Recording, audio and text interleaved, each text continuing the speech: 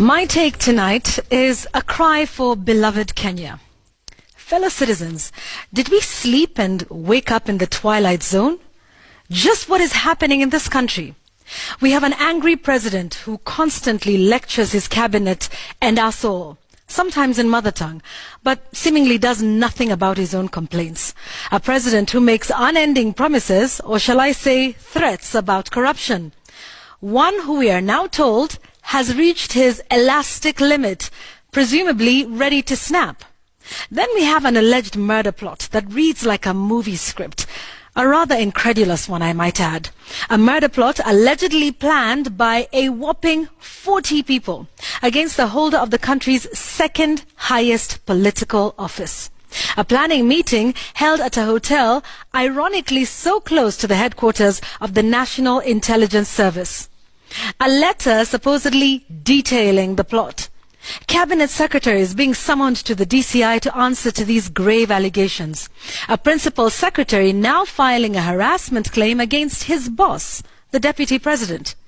Police apparently turning to the FBI, no less, to help in unraveling the assassination mystery. A country seemingly on autopilot, said by no less than the majority leader in the Senate. Politicians on both sides of the aisle fervently obsessed with an election that is 3 years away. A ruling party at odds with itself, seemingly on the verge of implosion. Its own Secretary General under pressure to quit over a leaked audio. A handshake whose real aim is seemingly a closely guarded secret.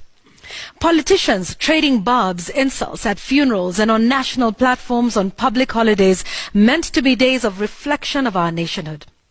Yet others recording their phone conversations and leaking them to the public. Constant rallies around the country, supposedly launching development projects. Taking over the pulpit every Sunday, shouting themselves hoarse. And the church itself battling to regain its place on the moral pedestal.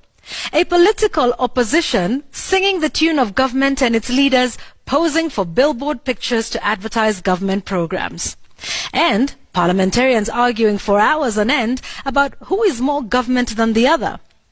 All this while we're told the economy is growing at 6%.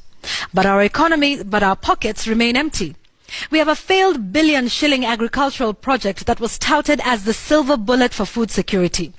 A country that still sees her citizens on the brink of starvation every time the rains fail. Corruption that gobbles up 1/3 of our budget. A CS in charge of the country's purse being grilled for days on corruption allegations. Corruption that gets in the way of the best intentions of devolution. And an electorate that is all too eager to vote in the very same people when the time comes.